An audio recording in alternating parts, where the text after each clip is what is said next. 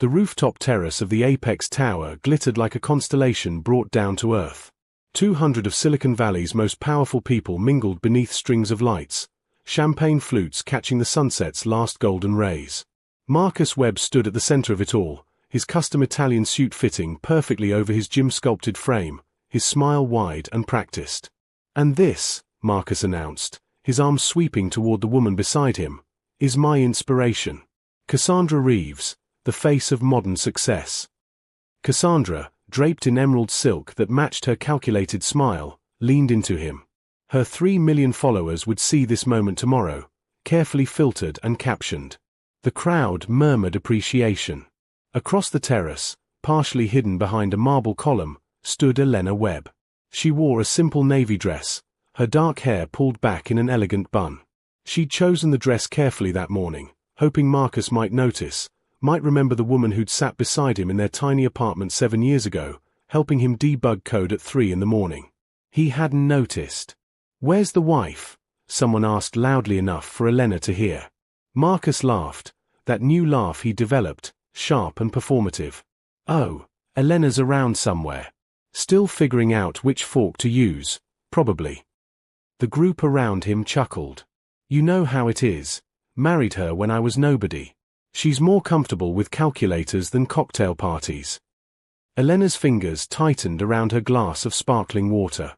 She remembered the calculations she'd done, the probability models she'd built to convince him his algorithm could work. She remembered selling her grandmother's ring to pay for the server space he needed for his beta launch. James Park, Marcus's business partner, caught her eye from across the terrace. He offered a sympathetic grimace. James remembered those early days too. He was one of the few who did. "The thing about success," Marcus continued, his voice carrying across the terrace, "is knowing when to upgrade. In tech, we don't cling to outdated models." He pulled Cassandra closer. "We find better versions." The crowd shifted uncomfortably. Some laughed nervously. Others found sudden interest in their drinks. Elena felt something inside her chest, something that had been bending for months, finally snap. Not with rage or tears, but with a cold, crystalline clarity. She saw herself as these people must see her, Marcus's before picture, the beta version wife, the embarrassing reminder of humble beginnings. But she also saw something else. She saw the shell corporations she'd established in 2019, the strategic investments she'd made using her maiden name. She saw the contracts she'd guaranteed personally when no bank would touch Marcus's startup. She saw the intricate web of financial architecture she'd built, thread by thread, always working in shadows because Marcus had asked her to let him handle the business side. Dr. Ruth Mendoza, Elena's former mathematics professor and mentor, appeared at her elbow. "You don't have to stay," Ruth whispered. "I know," Elena replied softly. She watched Marcus kiss Cassandra's temple for the cameras, watched him bask in applause for a success story he believed he'd written alone. Elena set down her glass and walked toward the exit. No scenes, no confrontations, no tears. Just one foot in front of the other. Marcus didn't notice her leaving. He was too busy describing his vision for expansion, his plans for the next acquisition, his certainty that nothing could stop his momentum now. As Elena stepped into the elevator, she pulled out her phone and opened an encrypted app. Rows of numbers appeared, account balances, share percentages, investment portfolios. All registered to E. Morgan, the anonymous investor whose backing had made Marcus Webb possible. Her reflection in the elevator's mirrored walls looked different somehow. Stronger. Clearer. The doors closed on the sound of Marcus's laughter. Life lesson: humiliating those who supported you reveals not their weakness, but your own character. True strength lies in recognizing and honoring the people who believed in you before the world did. Maya's transformation began with silence. She stopped asking Daniel about his day, stopped preparing elaborate dinners he never ate, stopped waiting up in bed hoping he might notice her. Instead, she enrolled in online business law courses under a pseudonym, studying late into the night after Daniel retreated to his study. Dr. Helen Reyes became her mentor and lifeline. The distinguished professor, now semi-retired, had watched Daniel's character erode over the years with disappointment.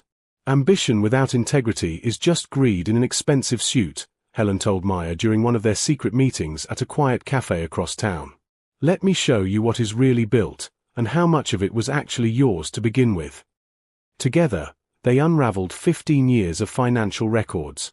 Maya discovered that her initial investment, the money from her grandmother's paintings, totaling $180,000, had been used to establish Park Legal Consultancy.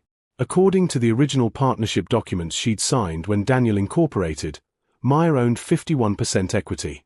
But Daniel had been systematically transferring assets to shell companies, preparing to leave her with nothing. He thinks you're too trusting to check, Helen said, sliding a folder across the table. He's counting on the woman who sold her inheritance without asking for receipts. Maya felt a strange calm settle over her. The hurt was still there, sharp and deep, but beneath it grew something harder. What do I need to do?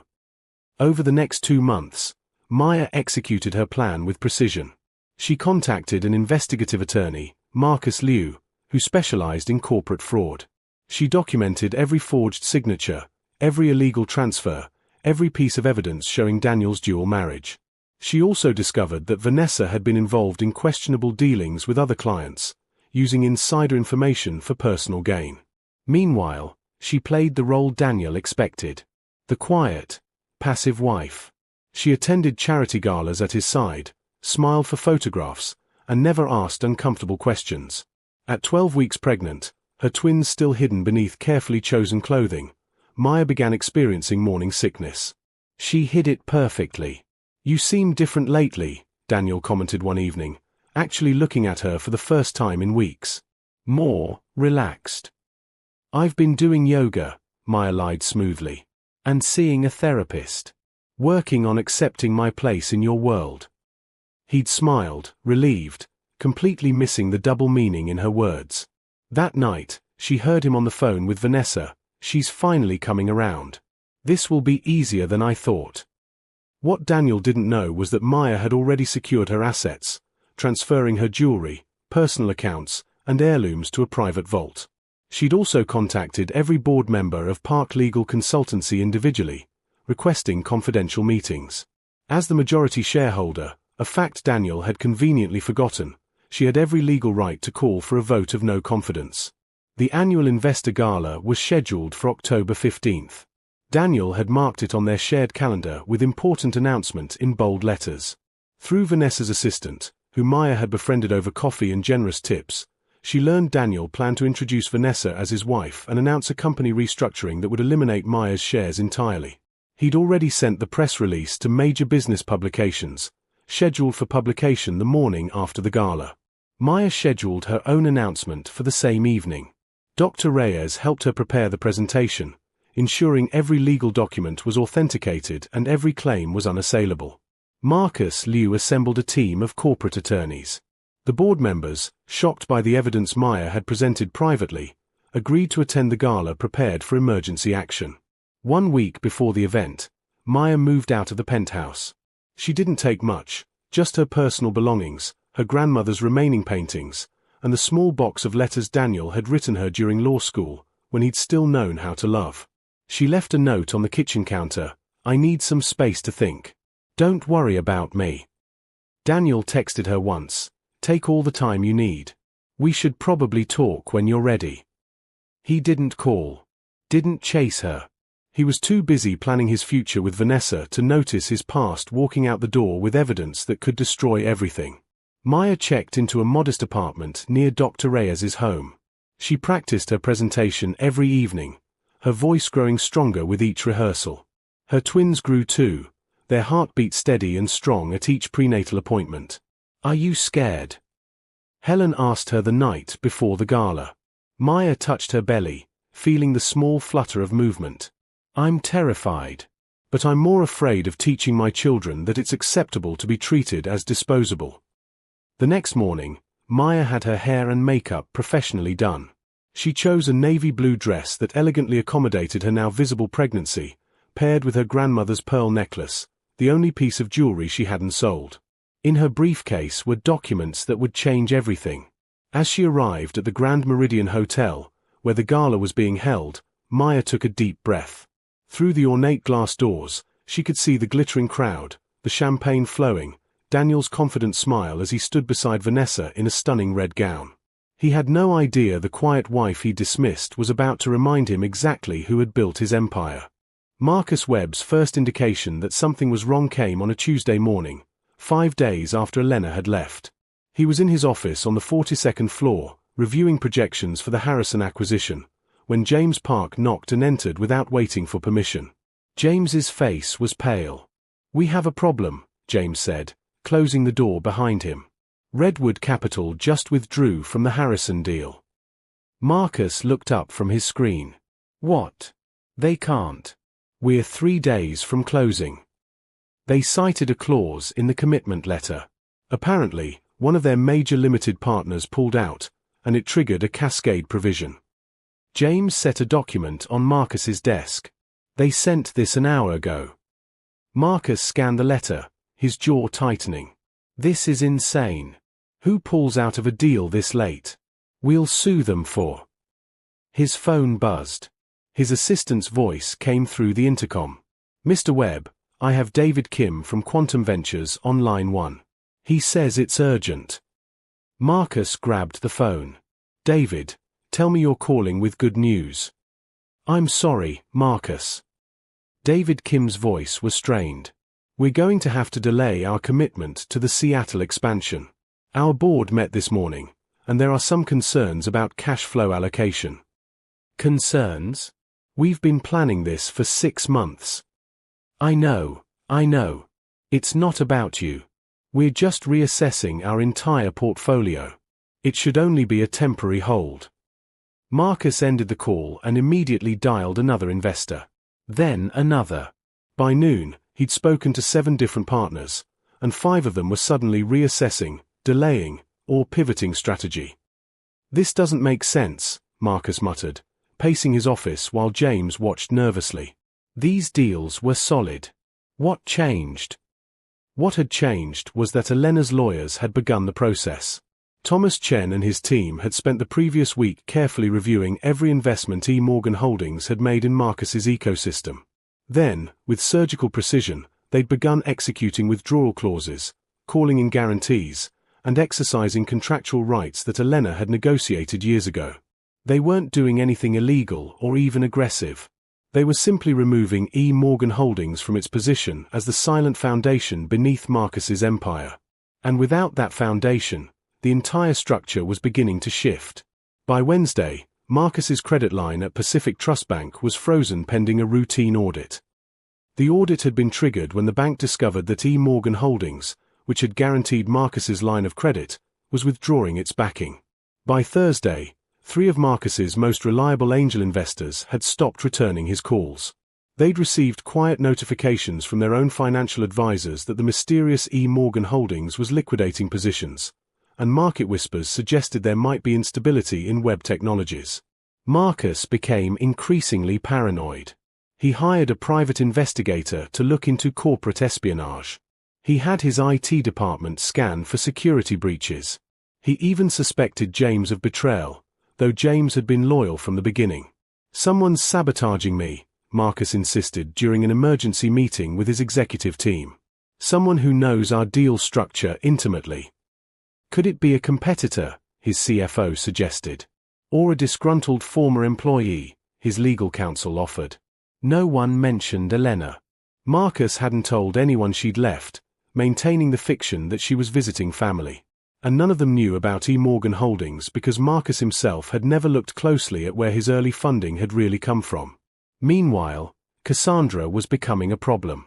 She'd moved into the penthouse temporarily, and her presence was starting to feel less like validation and more like a liability.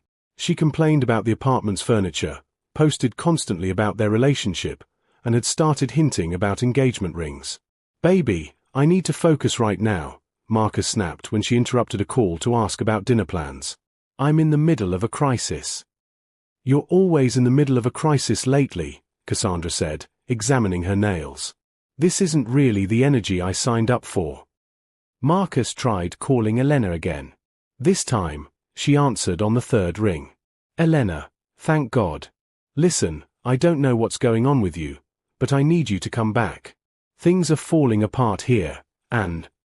I hope you figure it out, Marcus, Elena said calmly. Her voice sounded different. Stronger. You're very good at solving problems when you put your mind to it. What's that supposed to mean?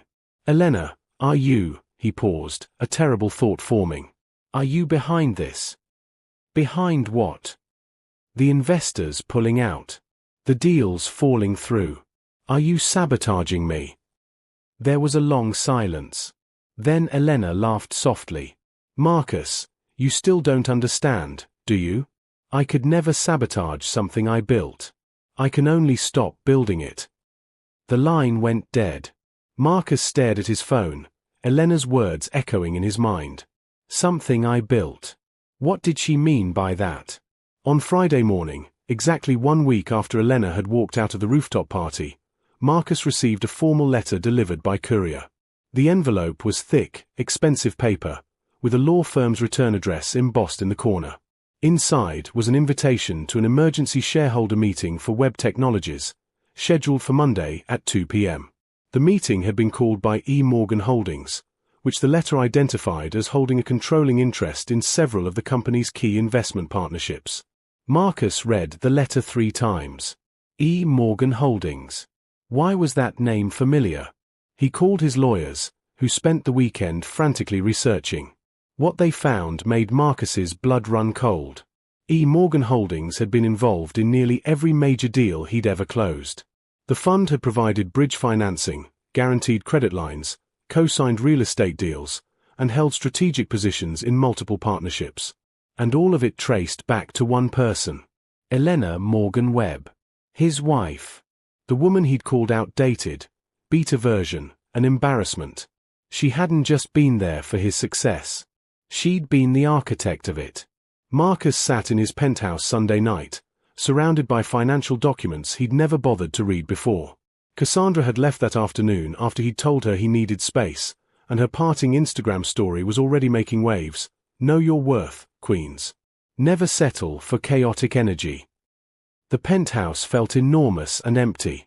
For the first time in years, Marcus Webb was afraid. The conference room on the 38th floor of the Silverman and Associates building was designed to intimidate.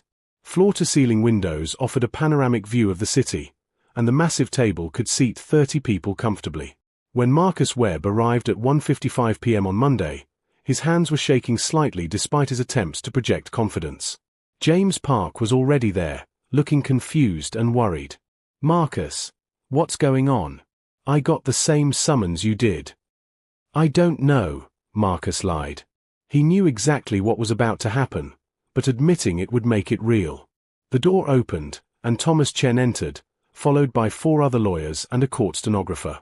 They took seats on one side of the table with professional efficiency. Then Elena walked in. Marcus felt the air leave his lungs. She wore a charcoal grey suit that he'd never seen before, her hair down in soft waves around her shoulders. She carried a leather portfolio and moved with a certainty he didn't recognize. Behind her came Dr. Ruth Mendoza and 3 people Marcus had only ever known as representatives of E. Morgan Holdings. Elena took the seat at the head of the table, directly across from where Marcus stood frozen. Please, sit down, Marcus, she said quietly. Not cold, not angry, just matter of fact. He's Saturday. James sat beside him, his confusion evident. Thomas Chen cleared his throat. This meeting has been called in accordance with the shareholder agreements governing Web Technologies and its affiliated partnerships. Ms. Elena Morgan, as the principal of E. Morgan Holdings, has invoked her rights under multiple contracts to address the future structure of these business relationships. Elena, Marcus interrupted, his voice hoarse, what are you doing? She met his eyes directly. I'm doing what I should have done years ago, Marcus. I'm making myself visible. One of Elena's lawyers activated a screen on the wall. A presentation began, each slide showing a different investment, a different contract, a different guarantee, all bearing Elena's signature or the stamp of E. Morgan Holdings. In 2019, Elena began, her voice steady, when you needed $40,000 to rent server space for your beta launch, no investor would touch you. Your algorithm was promising, but you had no track record, no collateral, and no credibility. I sold my grandmother's ring and cashed out my research fellowship. That money went into E. Morgan Holdings, which then invested it in your company as an anonymous angel investor. Marcus's face had gone pale. In 2020, when you needed bridge financing for your Series A round but couldn't close the lead investor, E. Morgan Holdings committed $200,000. That commitment gave Pacific Trust Bank the confidence to extend your credit line. The slides continued, each one a revelation. The 2021 real estate deal that allowed Marcus to open his first satellite office, guaranteed by Elena. The 2022 acquisition that doubled his company's value, backed by Elena's fund. The 2023 international expansion, negotiated through shell corporations Elena had established. In total, Elena continued, E. Morgan Holdings has directly invested or guaranteed approximately $12 million in your various ventures over the past 7 years. Additionally, the fund holds strategic shares in Web Technologies and maintains contractual rights in 11 of your 14 active partnerships. James Park was staring at the screen in disbelief. Elena, you did all this? She nodded. I'm a mathematician, James. Numbers are what I do best. I built probability models, identified undervalued opportunities, and created strategic investment architectures. I did it quietly because Marcus asked me to stay invisible. She turned back to Marcus. You said investors wanted to back a self-made man, not someone who needed his wife's help. So I helped you without taking credit. Why? Marcus whispered. Why are you doing this now? Because, Elena said simply, I finally realized that making myself small doesn't make you bigger. It just makes us both smaller. Thomas Chen placed several documents on the table. Ms. Morgan is exercising her rights under the existing agreements. Effective immediately, E. Morgan Holdings is withdrawing its backing from all ventures unless new terms can be negotiated. Additionally, as a majority stakeholder in several key partnerships, Ms. Morgan is calling for votes to restructure the management of those entities. You're taking away my company. Marcus's voice cracked. I'm taking back my investments, Elena corrected. The company is still yours, Marcus. But the foundation I built underneath it, that was always mine. I'm simply removing my support. Another lawyer slid a document across the table to James. Mr. Park, these are the original investment agreements. You'll see that E. Morgan Holdings has the contractual right to withdraw funding with 30 days' notice, which has been provided.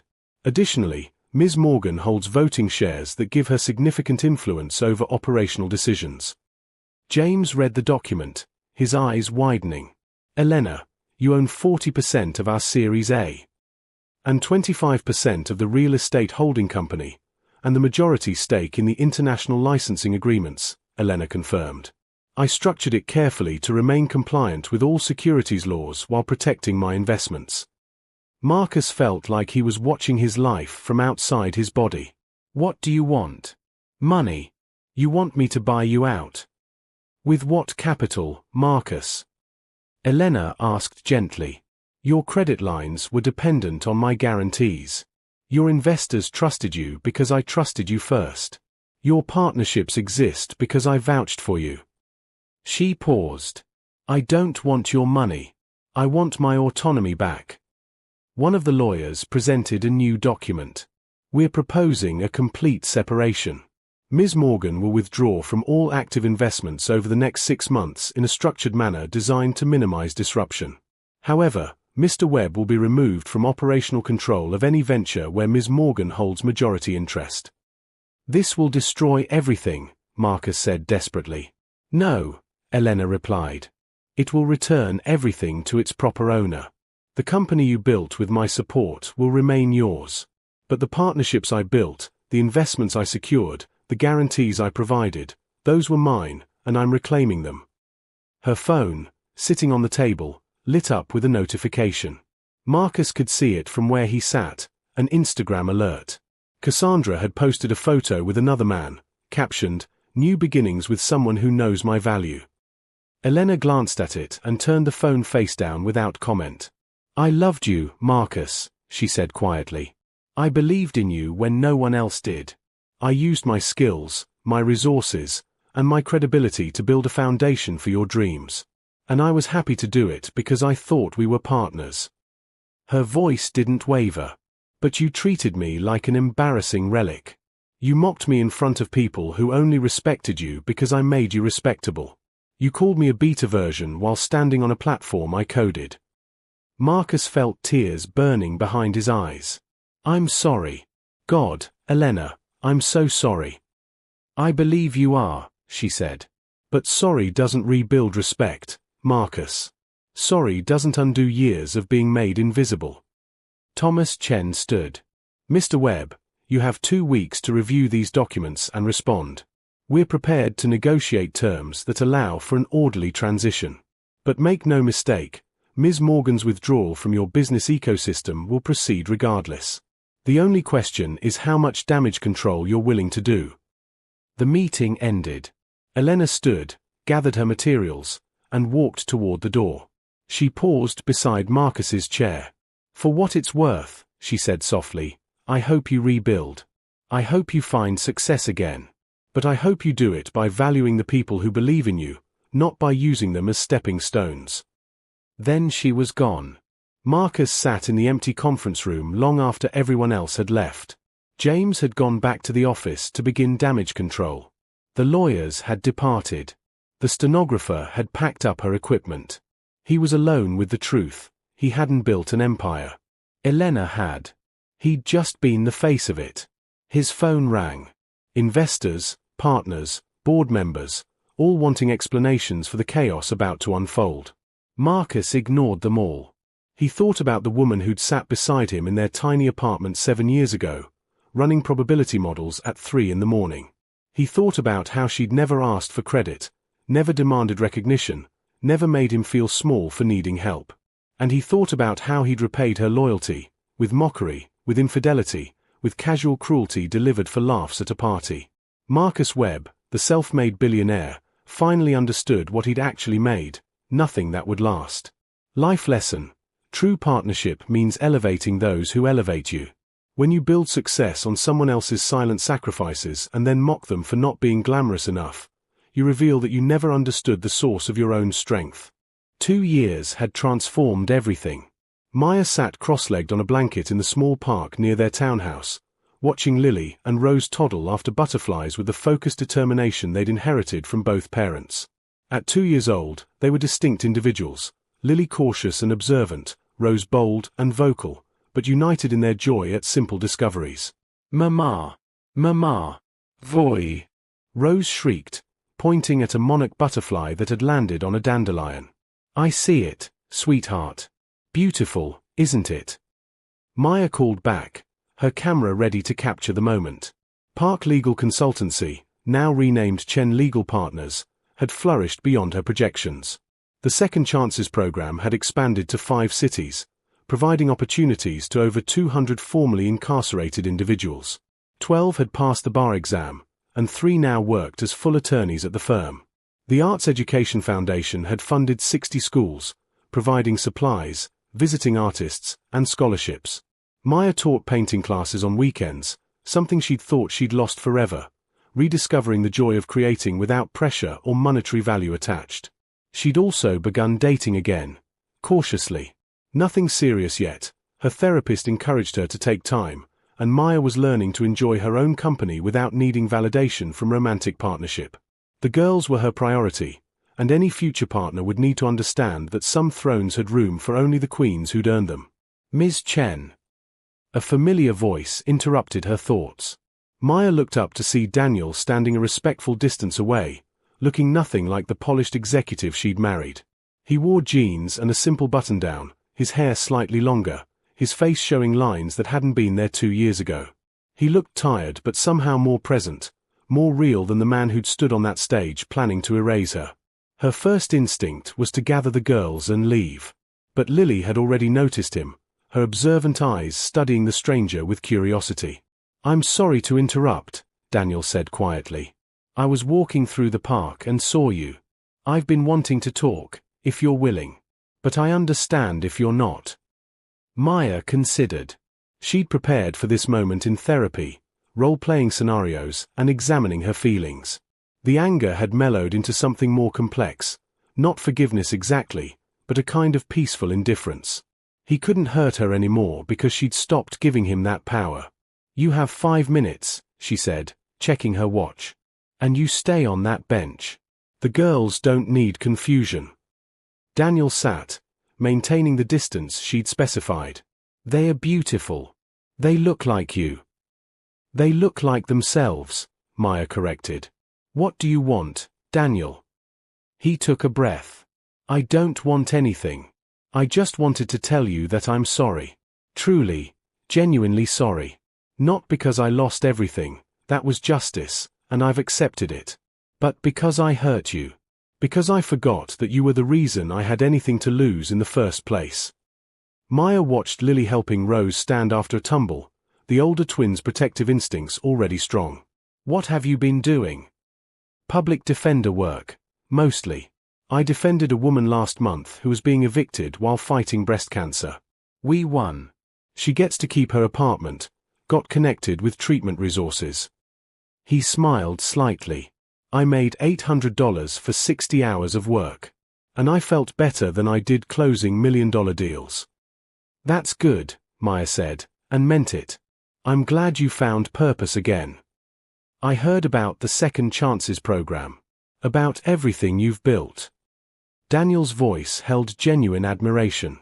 "You took a company I was running into the ground through greed and corruption, and turned it into something that actually helps people. You're extraordinary, Maya. You always were. I was just too self-absorbed to see it." "Yes, you were," Maya agreed without malice. "But I enabled it too. I made myself small, thinking that's what love required. I taught you I was disposable by treating myself as secondary. You were never disposable. To you, I was. Until I wasn't there anymore." Maya paused as Rose ran over, demanding juice from the cooler. She helped her daughter drink, then sent her back to play. "I don't hate you, Daniel. I did, for a while. But hate requires energy I'd rather spend on them." Daniel watched the girls with an expression Maya couldn't quite read, longing, regret, acceptance all mixed together. "Do you think, someday, I could be part of their lives? Not as a father, I haven't earned that. But as someone who cares about their well-being?" Maya had thought about this question for 2 years. She'd consulted therapists, lawyers, and her own heart. "When they're older, if they want to know you, I won't stand in the way. But they'll decide, not you. And you'll need to maintain your current trajectory, the version of you that serves others, not the one that served only himself." "That's fair. More than fair." Daniel stood to leave, then hesitated. "For what it's worth, I've been in therapy too. Trying to understand how I became someone I don't recognize. How I hurt the person who loved me most." "I hope you figure it out," Maya said. "Not for me. For whoever comes after me. And for yourself." He nodded, starting to walk away.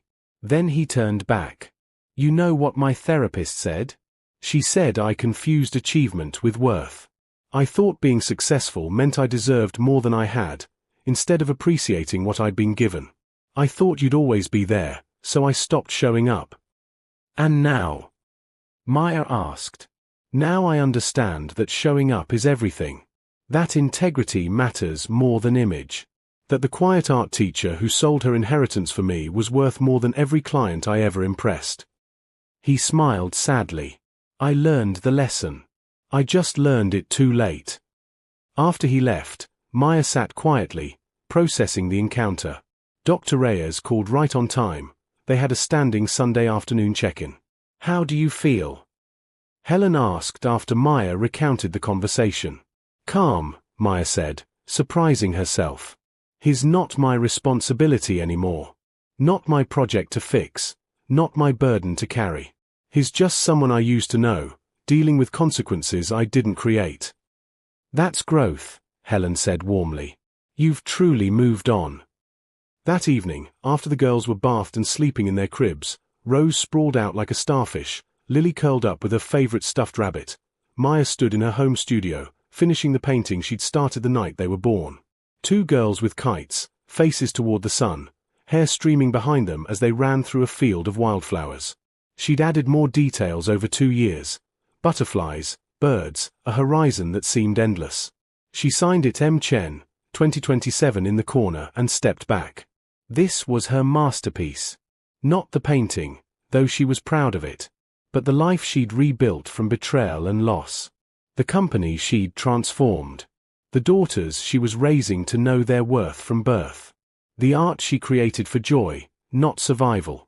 The peace she'd found in her own strength. Her phone buzzed with a message from Jennifer. Board approved the Chicago expansion. The Second Chances program goes national. You're changing the world, boss.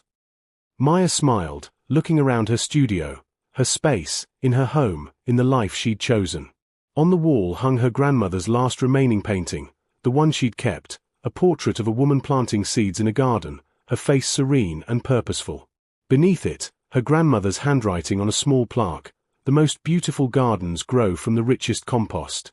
What dies makes room for what blooms." Maya had thought she'd lost everything when Daniel betrayed her. But she'd actually been set free, free to discover who she was without defining herself through someone else's ambitions. Free to build a legacy her daughters would be proud to inherit. Free to plant seeds that would bloom long after she was gone. She turned off the studio light and went to check on the girls one more time. They slept peacefully, unaware that their mother had once been broken and had reassembled herself into something stronger. "You're going to be amazing," Maya whispered, kissing each small forehead. "And I'm going to make sure you always know it. That you never shrink yourselves for anyone. That you build your own kingdoms and choose partners who want to build alongside you, not on top of you." Outside, the city lights twinkled like stars.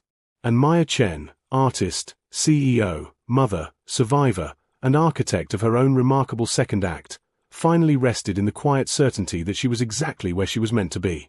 Not because someone had chosen her, but because she had chosen herself.